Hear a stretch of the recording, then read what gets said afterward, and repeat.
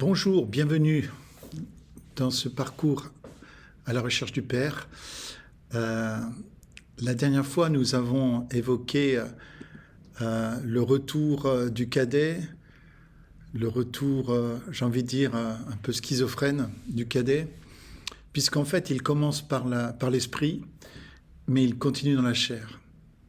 Et c'est intéressant de voir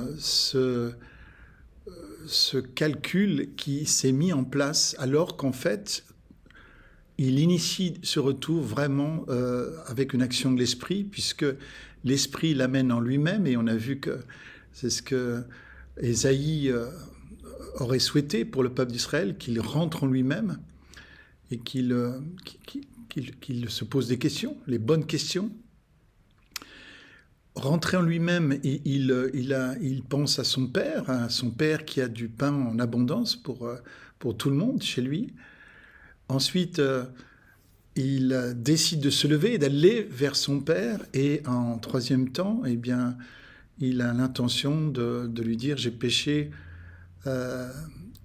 devant toi, Père, contre le ciel et devant ta face, Père. » Là, jusque-là, franchement, c'est excellent, c'est vraiment l'action du Saint-Esprit. Puis tout d'un coup, c'est comme si la chair, la nature humaine déchue du cadet va se remettre en route, comme si finalement la pensée de la mort n'est pas du tout fait la guerre, cette pensée de l'esprit, et la nature humaine déchue va reprendre le dessus, va essayer de reprendre le dessus en tout cas, pour essayer de mélanger à l'esprit la voix de la chair et de faire capoter finalement ce retour dans quelque chose qui ne ressemble pas du tout le retour d'un enfant vers son père, mais qui finalement va ressembler au retour d'un mercenaire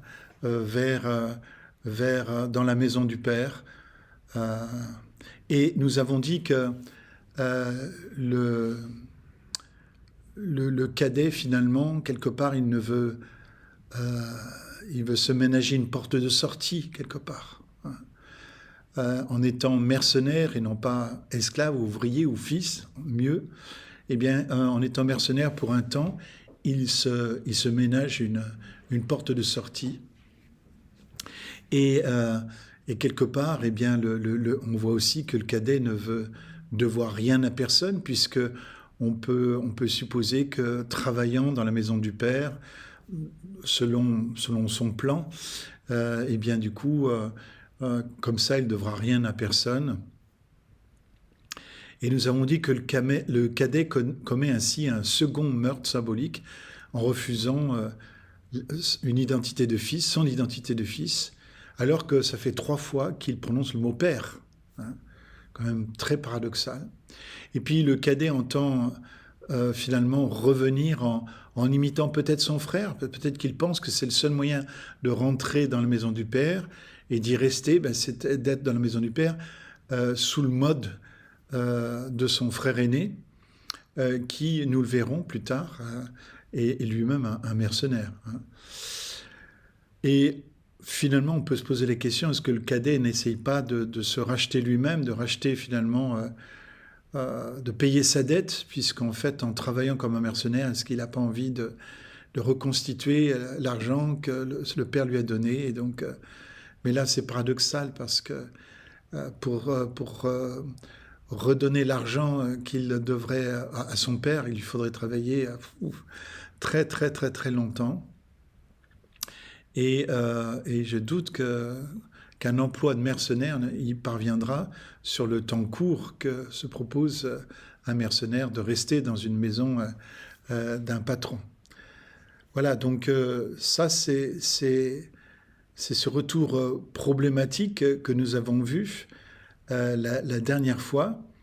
Et ce que je vous propose de voir, c'est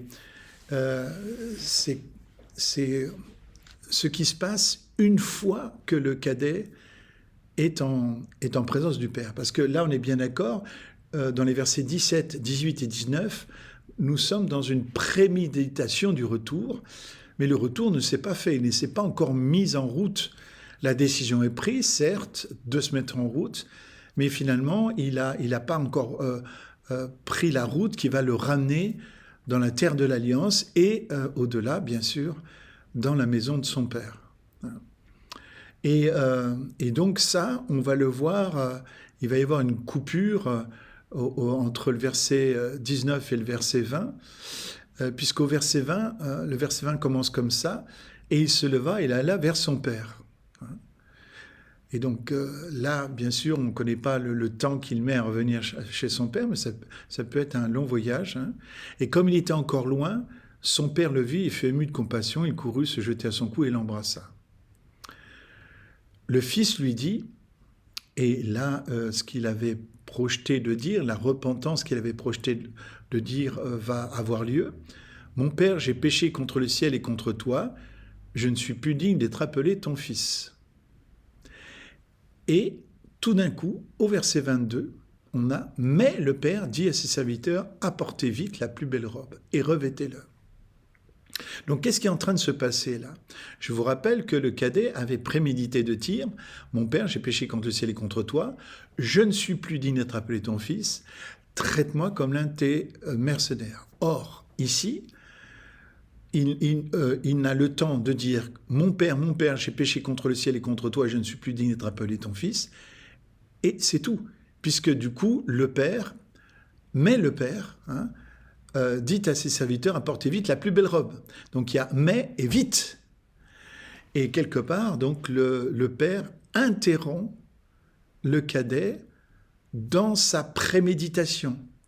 Et c'est intéressant parce que quelque part, le père conserve, lui permet de dire sa repentance qui est motivée par l'esprit, nous l'avons dit, mais ne lui permet pas de dire tout le reste. Et ce qui est extraordinaire, parce que toute la partie qui vient de la chair, toute la carnalité, les deux phrases charnelles que le cadet s'apprêtait à dire, eh bien, finalement, ces deux phrases charnelles, il ne peut pas les prononcer, puisque du coup, il est pris de vitesse par le père qui demande qu'on lui apporte la plus belle robe.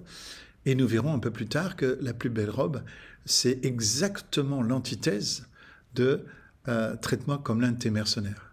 Puisque si le cadet avait l'intention de ne devoir rien à personne et surtout de rembourser sa dette par lui-même, ben, la plus belle robe met fin totalement à cette velléité de se racheter par lui-même, puisque la plus belle robe est un signe de la justice, et ça nous rappelle aussi la plus belle robe que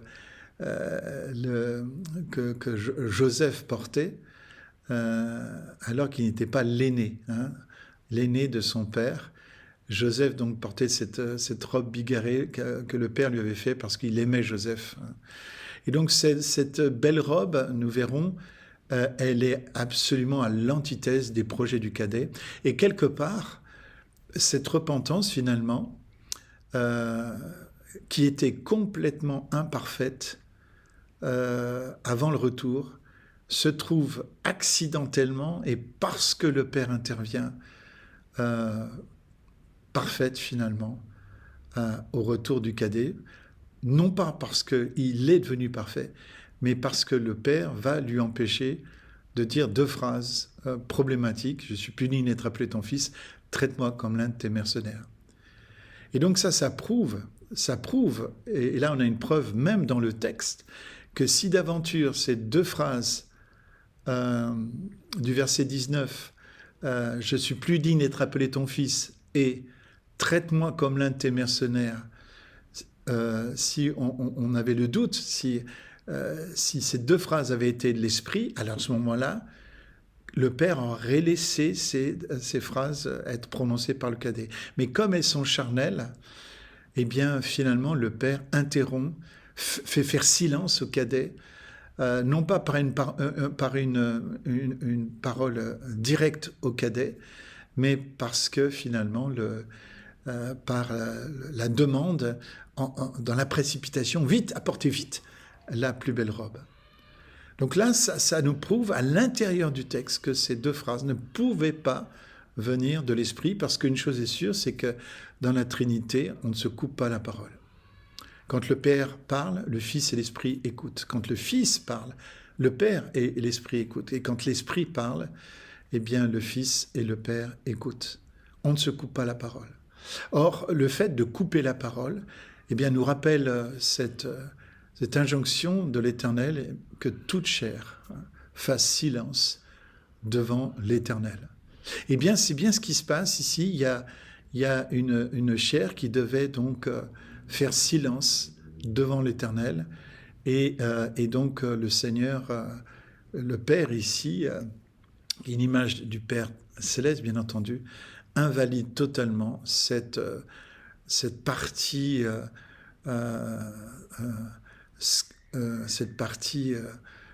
charnelle que sa nature déchue, la nature déchue du cadet lui avait inspiré. Voilà, donc ça c'est assez extraordinaire de remarquer ce qui se passe entre les versets finalement 18 et 19, 17, 18, 19, et ce qui se passe en réalité au verset 20 et 21. Le cadet n'est pas en mesure de dire tout ce qu'il avait prévu de dire, mais il va dire néanmoins le principal: mon Père, j'ai péché contre le ciel et contre toi, je ne suis plus digne d'être appelé ton fils. Et dans la vidéo précédente, je vous avais dit que je vous donnerai un témoignage par rapport à ça. J'étais au Mali lorsque j'étais en train d'expliquer ça. Et tout d'un coup, c'était donc à Koutiala, à une conférence pour l'éducation chrétienne, et nous avions donc des directeurs d'école, des enseignants de toute, on va dire, de toute l'Afrique de l'Ouest, hein, pas seulement du Mali, mais aussi d'autres pays autour, avoisinant le Mali. Et cette conférence, donc j'étais l'orateur et je partageais justement le Père dans l'éducation. Et à ce moment-là, il y a eu un tumulte au milieu de nous, mais vraiment au milieu de l'auditoire. Et ça, c'est très très rare au Mali, puisqu'en Afrique, les gens sont très très respectueux. Contrairement à l'Occident, on coupe volontiers la parole, parce qu'on estime tout savoir, on s'estime en autorité de pouvoir le faire. Eh bien, en Afrique, au contraire, il y a une piété, je dirais, au sens étymologique. Il y a un respect intergénérationnel. Et du coup, eh bien, c'était très intéressant. Enfin, c'était très, très perturbant de voir ce tumulte, finalement, qu'il y avait parmi l'auditoire. Et donc, je m'arrête et puis je regarde l'auditoire, essayant de comprendre ce qui se passe. On était quand même plusieurs centaines, hein, quand même. Et donc j'essaye de savoir ce qui se passe.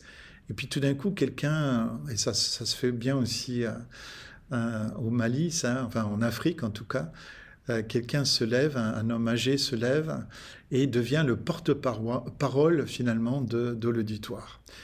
Et cet homme de me dire: mais Pierre, est-ce que vous vous rendez compte de ce que vous êtes en train de nous dire?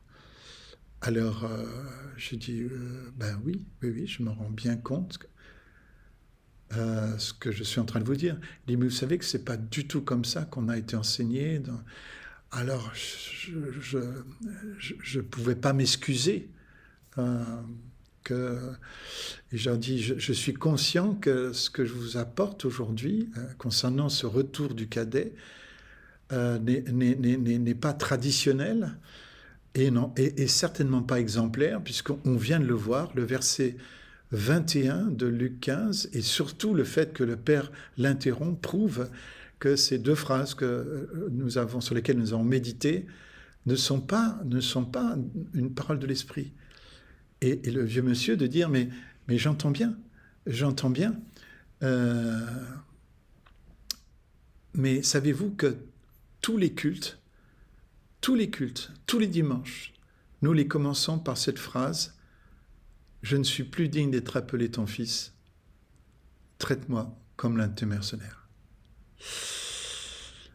Ouf. Alors là, effectivement, c'est là que j'ai mesuré combien finalement j'avais mis les pieds dans le plat d'une manière frontale et que du coup j'avais bousculé une tradition qui faisait que pour eux, ce verset 19 était finalement l'expression de l'humilité la plus grande, alors qu'à bien considérer, ce verset 19 n'est en aucun cas un signe d'humilité, c'est plutôt même l'inverse, puisque en donnant un ordre au Père, alors il serait plutôt lui en demeure de recevoir un ordre du Père, eh bien, il ne montre pas de l'humilité, mais montre une opposition, une révolte finalement au projet du Père qui, nous allons le voir, nous le verrons dans peu de temps.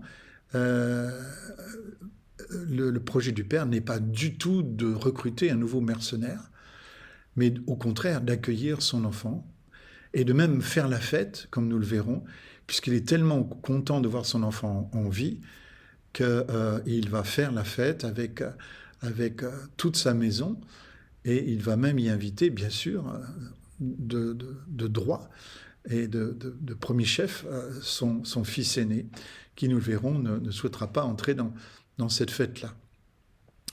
Donc vous voyez, et quand on voit comment l'islam aujourd'hui envahit donc l'Afrique, et cette partie-là de l'Afrique en particulier, je me dis, mais est-ce que dimanche après dimanche, cette parole d'esclave, cette parole de mercenaire, elle n'a pas finalement ouvert une avenue à l'islamisation et à une manière de considérer Dieu comme un Zeus et non pas comme un père.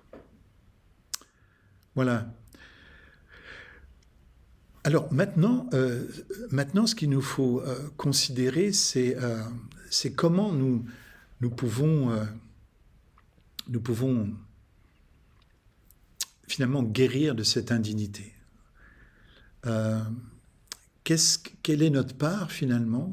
Qu'est-ce qui doit se passer en nous pour que nous puissions finalement ne pas laisser accès à cet esprit de mercenaire, cet esprit d'esclave. Je l'ai dit, nous avons reçu l'esprit d'adoption, par lequel nous crions Abba Père, ça c'est la parole qui nous le dit, mais nous devons aussi réaliser que l'adoption finalement c'est quelque chose qui rentre dans une mutualité. Regardez ce que disent donc Galates 4.5. Pour libérer ceux qui étaient soumis à ce régime de la loi, il nous a ainsi permis d'être adoptés par Dieu comme ses fils et ses filles. Donc Galates 4.5 nous montre que nous sommes adoptés. Et maintenant Romains 8.15, en effet, nous n'avons pas reçu un esprit qui fait de nous des esclaves et nous ramène à la crainte. Non, vous avez reçu l'esprit en conséquence de votre adoption par Dieu comme ses fils et ses filles, car c'est par cet esprit que nous crions Abba, c'est-à-dire Père. Romains 8.15. Donc en fait, ce que nous voyons ici, c'est que nous n'avons pas reçu un esprit qui fait de nous des esclaves, mais un esprit d'adoption, par lequel nous avons été adoptés. Mais je pense que ce n'est pas seulement par lequel nous avons été adoptés, c'est aussi un esprit d'adoption par lequel nous adoptons en retour. C'est comme si, quelque part, nous, comme le cadet finalement, il nous faut être adoptés, bien sûr, par le Père. Il nous faut être reçus par le Père, il nous faut être adoptés par le Père, et ça, je n'ai aucun problème avec cette idée d'imaginer combien cette adoption est puissante. Mais quelque part, cet esprit d'adoption, il est fait aussi pour nous, pour que nous puissions l'adopter en retour. Parce qu'en fait, il n'existe pas de relation qui soit juste dans un sens. il faut une mutualité dans toute relation enrichissante, il faut une mutualité de relations. Dieu nous parle, nous nous parlons en retour, ce qu'on appelle la prière. Et cette adoption, elle doit être double. Et pendant longtemps, moi, je pensais que finalement, du moment qu'il y avait une adoption, eh bien, c'était amplement suffisant et que l'adoption était tellement généreuse par elle-même que de toute façon, adopter allait forcément produire un bon résultat.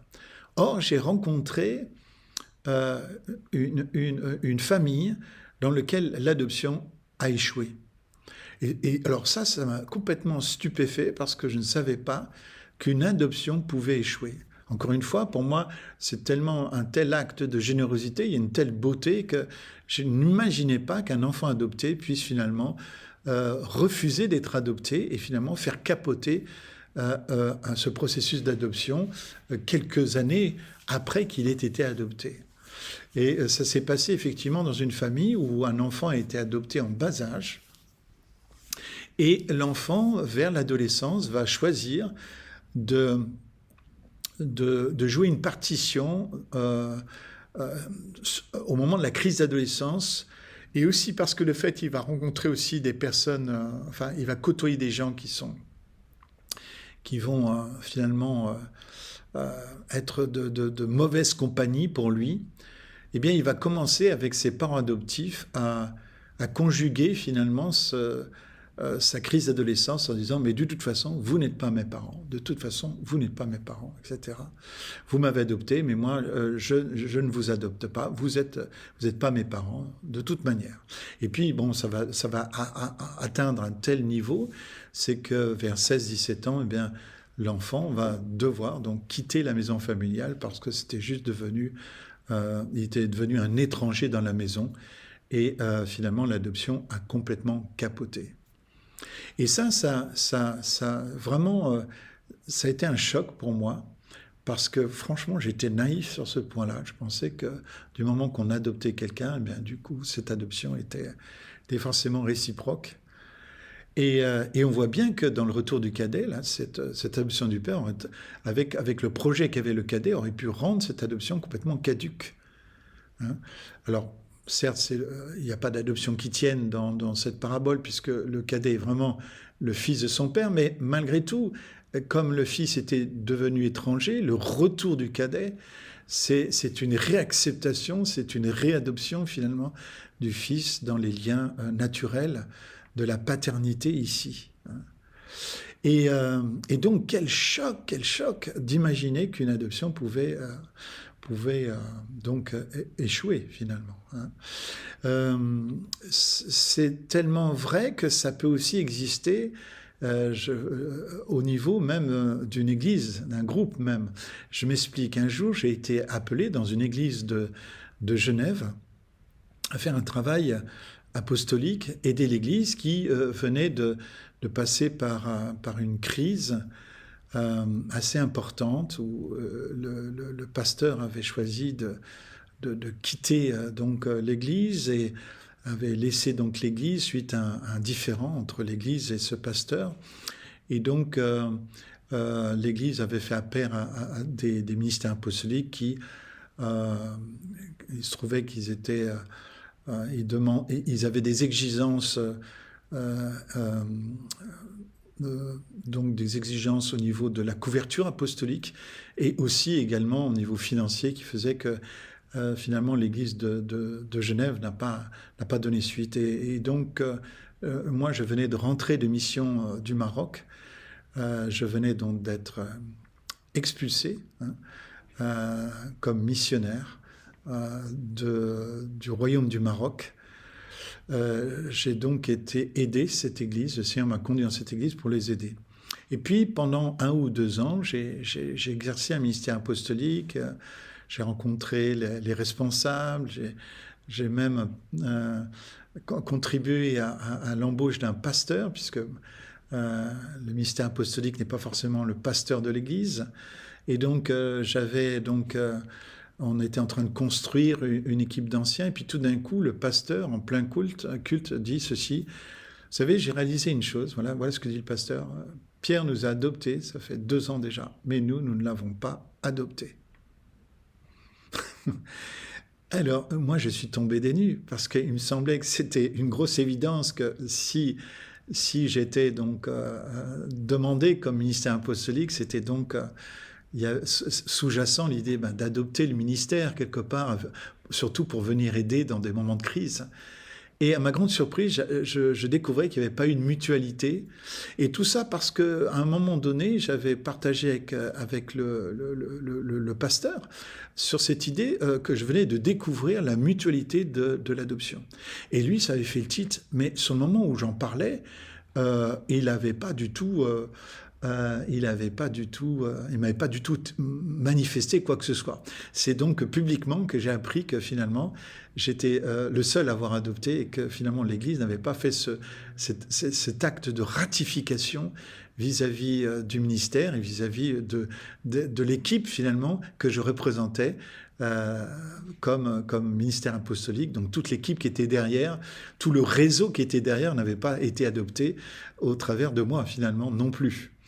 Et donc ça a été une véritable deuxième découverte et qui souligne une fois de plus le fait que c'est tellement important que toute relation, quelle qu'elle soit, montre bien une mutualité. On ne peut pas, en tout cas dans le mariage, il ne peut pas y avoir quelqu'un qui aime et puis quelqu'un d'autre qui se laisse aimer. Et dans notre relation avec la Trinité, il en est ainsi. La Trinité qui est amour ne peut pas juste nous aimer et nous ne pouvons pas juste rester passifs à consommer finalement de l'amour divin sans quelque part répondre à cet amour, sans à notre tour adopter. Et je pense que c'est le sens de Romains 8,15 par lequel nous avons reçu l'esprit d'adoption par lequel nous crions Abba Père. Et la réconciliation que Dieu nous donne, eh bien, nous avons donc reçu un esprit en retour, l'Esprit Saint, pour pouvoir l'adopter en retour. Parce que nous sommes tellement, finalement, quelque part sauvages, nous sommes tellement, quelque part, éloignés, hein, que Dieu nous donne même par l'Esprit la possibilité de venir à lui et de l'adopter en retour. Parce que comme l'Écriture est très claire, il est impossible à quiconque de venir au Père, à moins que le Père ne l'attire. C'est-à-dire que combien même nous voudrions venir au Père, nous ne pourrions pas. Il faut que l'Esprit Saint nous attire au Père et que nous puissions lui donner, donc, puissions l'adopter en retour. Hein, et que nous puissions donc aimer le Seigneur, notre Dieu, de tout notre cœur, de toute notre âme, de toute notre force, de toute notre pensée, et notre prochain comme nous-mêmes. Ça, c'est Luc 10, 27, qui est une reprise de Deutéronome 6, 5, qui dit les mêmes choses, ainsi que Lévitique 19, 18. Hein. Donc, il est important que nous puissions vivre cela. Et puis, 2 Corinthiens 8, 5 aussi, qui montre que non seulement, comme nous l'avions espéré, ils se sont donnés premièrement eux-mêmes au Seigneur, puis à nous par la volonté de Dieu. Donc voilà, c'est Paul qui parle avec, au nom de son équipe, hein, donc en disant que les chrétiens de Corinthe se sont donnés premièrement au Seigneur, ce qui est absolument important, puis à nous par la volonté de Dieu. C'est-à-dire que non seulement l'équipe apostolique conduite par Paul s'était donnée aux Corinthiens, mais il fallait aussi que les Corinthiens se donnent certes d'abord au Seigneur, ça paraît évident, puis ensuite à cette équipe apostolique par la volonté de Dieu. Donc en gros, nous sommes appelés à nous donner premièrement au Seigneur, par l'esprit d'adoption, par l'esprit qui nous aide à l'adopter en retour, mais aussi il nous faut aussi nous donner à des personnes qui vont nous aider à marcher dans la voie du Seigneur. Mais la priorité des priorités, de toute manière, c'est se donner au Seigneur. Alors, quelque part, avoir que le Seigneur dans sa vie, c'est incomplet, et ne suivre que des personnes dans sa vie, c'est incomplet. Il faut vraiment une mutualité, il faut vraiment les deux, hein, se donner premièrement au Seigneur, puis après à des gens comme la compagnie de Paul, euh, euh, sachant que sur les deux, il y a quand même une priorité, c'est d'abord se donner entièrement au Seigneur et de manière totale au Seigneur. Le danger, c'est si on ne se donne pas totalement au Seigneur, eh bien, c'est qu'on mette une pression, des attentes trop grandes, finalement, sur une compagnie paulinienne, une compagnie apostolique, et en mettant des attentes qui sont déraisonnables, finalement, ou sur des leaders, ou sur des pères et des mères, sur des pasteurs, sur des ministères, finalement. On peut mettre des attentes déraisonnables. Et ces attentes déraisonnables, elles naissent quand on n'a pas mis la bonne priorité, en mettant d'abord, en se donnant premièrement et entièrement, et en aimant le Seigneur de toute son âme, toute sa force, de toute sa pensée, en premier. Hein. Voilà, ça c'est important de le réaliser. Alors, une fois qu'on a réalisé cet esprit d'adoption, il va falloir, il faut que ce chemin qui consiste à rentrer en soi-même aille jusqu'au bout. Et pour comprendre ce dont je voudrais, pour comprendre ce dont on parle ici, je voudrais que l'on puisse prendre l'évangile de Marc, et nous allons voir le chapitre 9 de Marc, au verset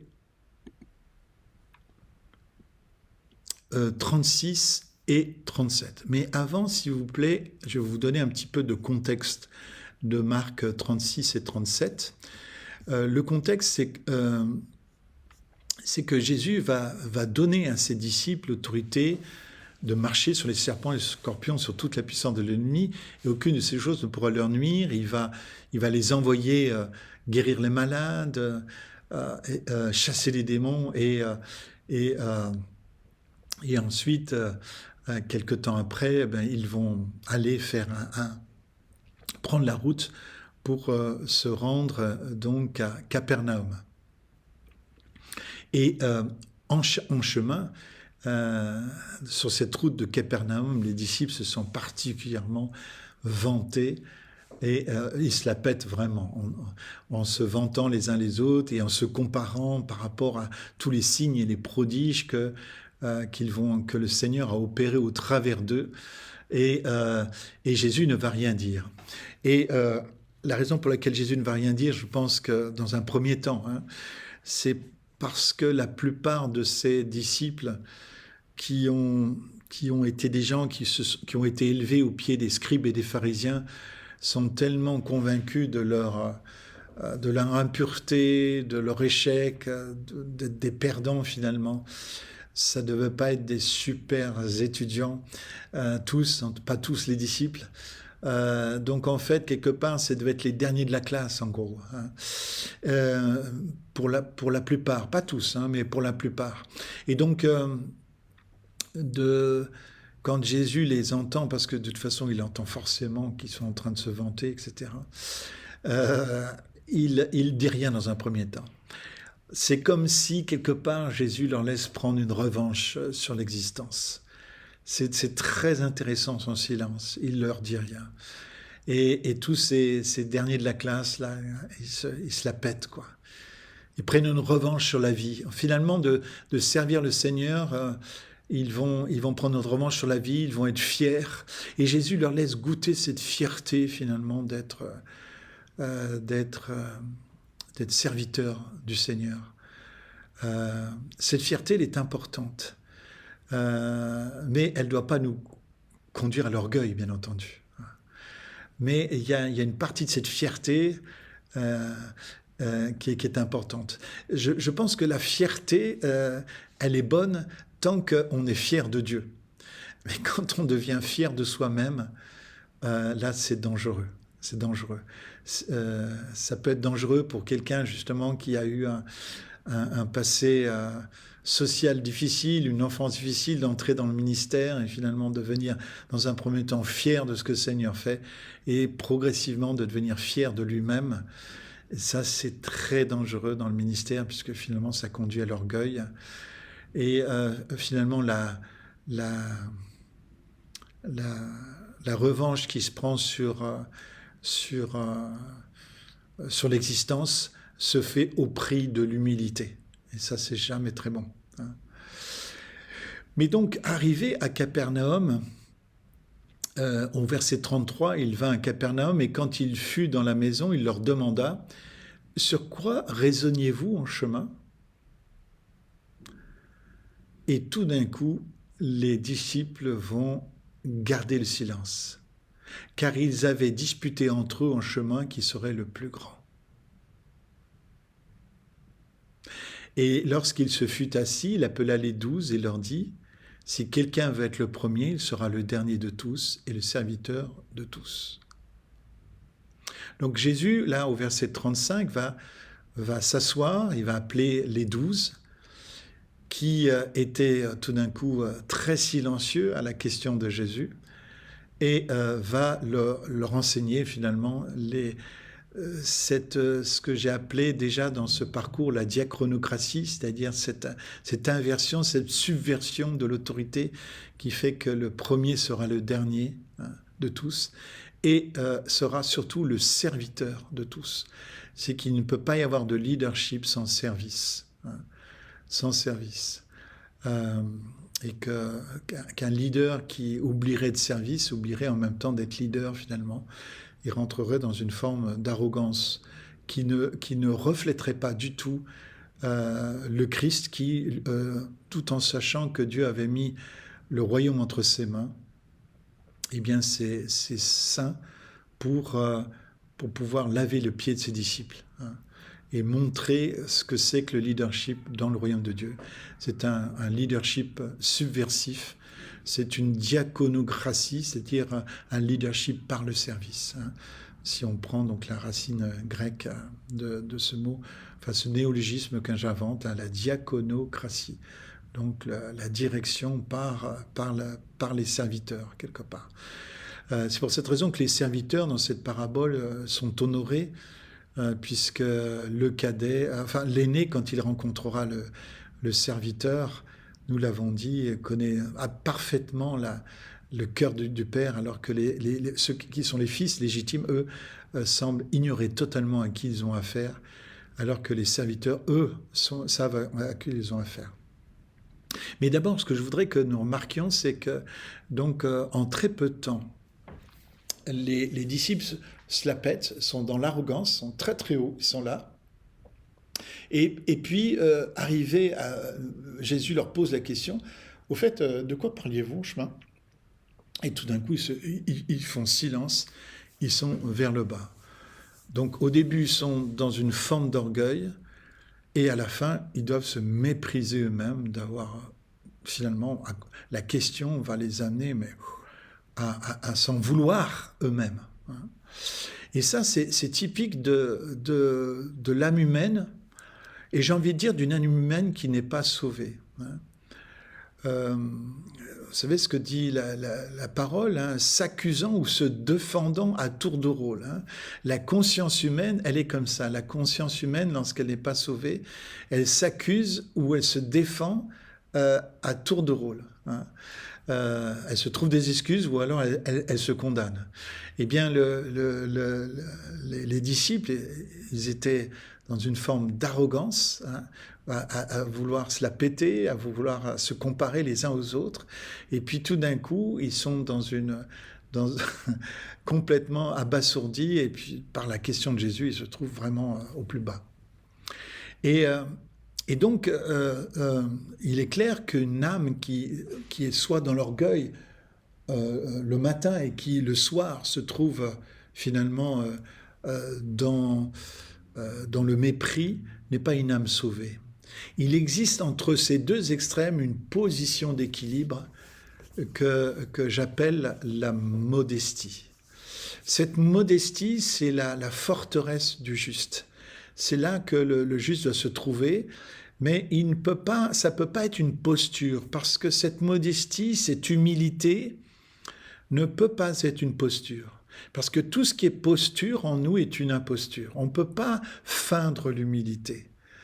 L'humilité a besoin, se construit en nous par le service, clairement, par l'obéissance à Dieu, hein, d'être conduit par Dieu, d'écouter Dieu, d'entendre le Seigneur, tout ça, et de l'écouter, écouter de la voix de l'Esprit. Eh bien, ça produit l'humilité. Parce que quand on écoute la voix de l'Esprit, on sait que ce n'est pas nous qui faisons ce que nous faisons. Et du coup, ça nous rend humbles de savoir et nous sommes conscients que ce n'est pas nous qui faisons ce que nous faisons, mais c'est bien Dieu qui agit au travers de nous. Donc, on l'a dit, par le service, par le fait d'entendre Dieu. Et puis aussi, je crois que c'est important, la troisième source d'humilité, c'est celle qui viendra par la réconciliation. La réconciliation. Donc, trois choses qui peuvent produire l'humilité en nous. Le service, l'obéissance au Père, et troisième, la réconciliation. Et c'est de cette réconciliation-là que je voudrais vous parler maintenant.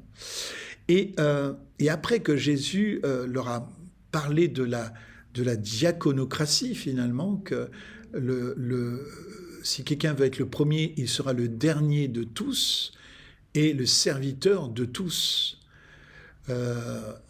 Comme un berger d'ailleurs qui se met derrière le troupeau quelque part. Eh bien, Jésus leur donne la thématique, hein, de l'humilité. Mais ensuite, donc il leur enseigne le principe de l'humilité et d'un leadership, puisque le Seigneur est en train de chercher d'en faire des leaders, ce que j'essaye aussi de faire au travers de ce parcours. Pour vous qui m'écoutez, j'essaye de faire de vous des leaders. Un leader, c'est quelqu'un qui sait ce qu'il croit et pourquoi il le croit. Et donc, j'espère que ce parcours, et c'est mon espoir, ma foi, que ce parcours puisse faire de vous aussi des leaders dans ce sens-là. Hein. Et donc, Jésus leur donne l'intitulé. Hein. Si quelqu'un veut être le premier, il sera le dernier de tous et le serviteur de tous. Et ensuite, il va faire un geste prophétique. Et c'est ces deux versets suivants que je voudrais vraiment mettre en avant. Verset 36, 9-36, Marc 9-36, « Ayant pris un petit enfant, il le plaça au milieu d'eux, et l'ayant pris entre ses bras, il leur dit. » Donc vous voyez, le verset 36, c'est sans parole, c'est un acte prophétique, j'ai envie de dire, c'est un acte visuel, où Jésus donc est au milieu de ses disciples, hein, c'est ce que nous dit le verset précédent, le verset 35, « Et lorsqu'il se fut assis, il appela les 12 et il leur dit. » Donc Jésus s'assoit, les 12 ont dû s'asseoir aussi à ses pieds, et Jésus prend un petit enfant, c'est-à-dire qu'en fait, il est dans une maison où il doit y avoir un petit enfant quelque part, il va aller prendre le petit enfant et, regardez, il le place au milieu d'eux. Donc il prend le petit enfant, qu'il a récupéré dans la maison, et je suppose que le petit enfant a dû être très très surpris d'être pris comme ça, et du coup il va regarder le visage de Jésus, je suppose étonné, mais quand il va voir le visage de Jésus, il va être complètement apaisé, et Jésus va donc placer cet enfant au milieu d'eux. Alors je ne sais pas, est-ce qu'il va l'asseoir, est-ce qu'il va le mettre sur les genoux d'un d'entre eux? Je ne sais pas, c'est pas précisé. Mais par contre, ce qui va se faire, la troisième chose, il prend l'enfant dans ses bras. Donc il va hugger l'enfant. Et l'enfant va se blottir dans les bras de Jésus. Voilà. Donc ça, c'est le verset 36, c'est très important. 3 étapes. Première étape, alors que Jésus est assis et qu'il a ses disciples, il va chercher un petit enfant, il place l'enfant au milieu de ses disciples, je crois que c'est très important, la localisation au milieu de ses disciples, pas à côté, pas devant, pas derrière, au milieu d'eux, donc quelque part, ils font un cercle, et Jésus a mis l'enfant au milieu du cercle, et il va prendre l'enfant dans ses bras. Et là, seulement quand il a pris l'enfant dans ses bras, il va, au verset 37, prendre la parole. Et là, dans ce verset, vous allez avoir 4 fois le même verbe. C'est très intéressant que Jésus, finalement, va utiliser 4 fois le même verbe dans un seul verset. Alors, j'ai regardé ailleurs, je n'ai pas encore trouvé un endroit où Jésus utilise 4 fois le même verbe. Alors, le chiffre 4 dans la Bible, c'est toujours symbolique des 4 points cardinaux. Et donc, ça parle de la création tout entière, du fait que le nord, le sud, l'est et l'ouest, ça parle de la terre, finalement. Hein. Ça parle finalement, oui, du globe, en fait, on va dire. Hein. Voilà ce que donc Jésus dit. Quiconque recevra, voilà, recevra l'un de tels petits-enfants en mon nom, me reçoit. C'est le même verbe qui est utilisé ici. Et quiconque me recevra, troisième fois que le même verbe est utilisé, ce n'est pas moi qui le reçois, mais c'est celui qui m'a, pas moi qui le reçois, quatrième fois, mais c'est celui qui m'a envoyé. Donc je redis, quiconque recevra l'un de tels petits-enfants en mon nom, me reçoit, et quiconque me recevra, ce n'est pas moi qui le reçois, mais celui qui m'a envoyé. Donc 4 fois le même verbe en grec ici, le verbe recevoir, qui veut dire recevoir favorablement. Ça veut dire aussi exercer l'hospitalité. Ça veut dire aussi comme élever. Hein. Luc Bussière, quand il parle d'élever un enfant, il nous raconte que quand on élève un enfant, on élève l'enfant vers le Seigneur. Hein.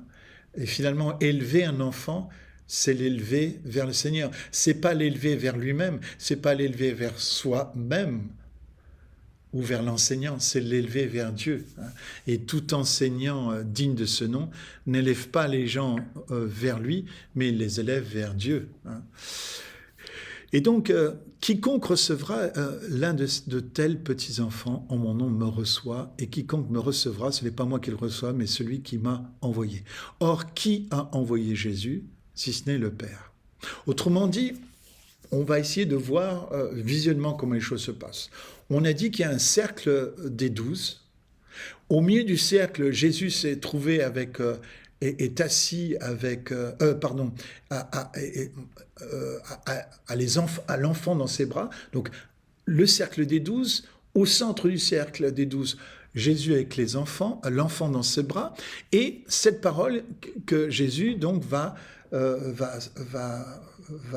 exprimer, expliquant finalement le geste prophétique en disant « Quiconque recevra l'un de ces petits-enfants en mon nom me reçoit, et quiconque me reçoit, ce n'est pas moi qui le reçois, mais celui qui m'a envoyé. » Autrement dit, il y a le cercle des disciples, il y a le Fils, l'enfant, je dirais, il y a Jésus et le Père. Autrement dit, entre les disciples et le Père, on va essayer de mettre maintenant, on va faire une autre coupe. Entre les disciples et le Père, il y a le Père, il y a les disciples, hein, il y a un enfant, il y a Jésus qui prend l'enfant dans ses bras, et quiconque accueille cet enfant accueille Jésus, et quiconque accueille Jésus accueille le Père. Autrement dit, entre les disciples et le Père, il y a un enfant, puis Jésus, puis le Père. Et ça, c'est intéressant que l'on réfléchisse à ce que veut dire ce verset 37.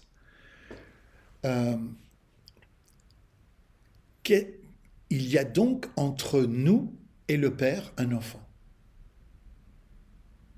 Je dirais même qu'entre nous et Jésus, il y a un enfant. Parce que quiconque reçoit l'enfant, reçoit Jésus. Quiconque reçoit Jésus, reçoit le Père. Et donc, la question qu'il faut se poser ici, c'est qui est cet enfant? Qui est même ce petit enfant que Jésus va placer au milieu de ses disciples pour leur demander de l'accueillir. Alors, clairement, je pense que les disciples ne vont pas comprendre sur le moment cette parole de Jésus, puisque le verset 38 continue, et Jean lui répondit disant, « Maître, nous avons vu quelqu'un qui chassait des démons en ton nom. »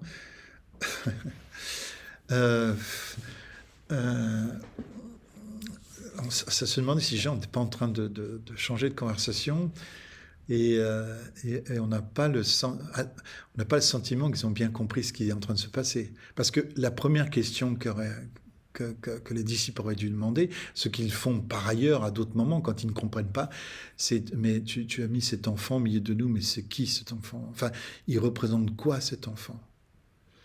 Alors, beaucoup ont dit que cet enfant représente l'humilité. L'humilité, alors... oui, peut-être.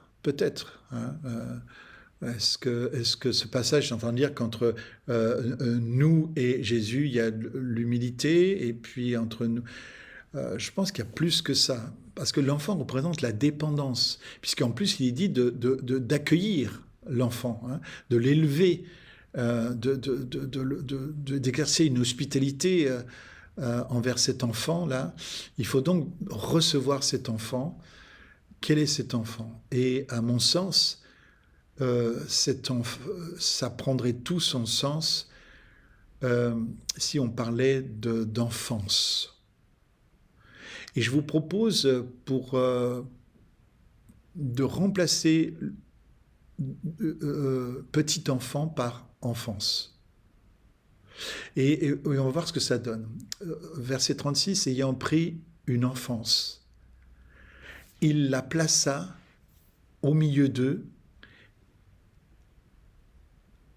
Il la plaça au milieu d'eux, et l'ayant pris dans ses bras, cette enfance, il leur dit, « Quiconque recevra une enfance, cette enfance en mon nom, me reçoit.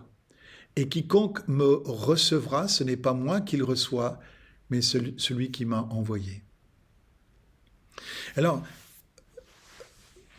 là, je pense qu'on est sur la voie de comprendre que l'enfance dont il est question, l'enfant, le petit enfant, eh bien, c'est nous, finalement.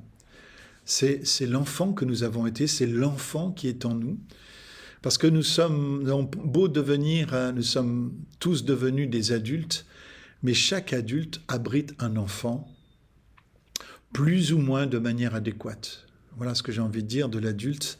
Finalement, l'adulte est quelqu'un qui abrite un enfant de manière plus ou moins adéquate.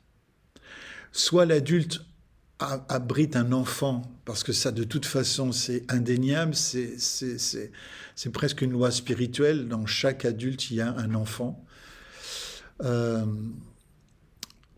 La question de savoir, c'est comment nous abritons cet enfant. Est-ce que nous séquestrons un enfant? Est-ce que nous cachons un enfant? Est-ce que nous rejetons un enfant? Est-ce que nous avons honte de cet enfant? Est-ce qu'au contraire, nous sommes en alignement avec cet enfant? Est-ce que nous l'avons reçu, nous l'avons élevé? Est-ce que nous lui avons exercé une hospitalité? Est-ce que nous sommes en paix avec cet enfant? Nous sommes en guerre avec cet enfant? En gros, voilà, la dynamique est là.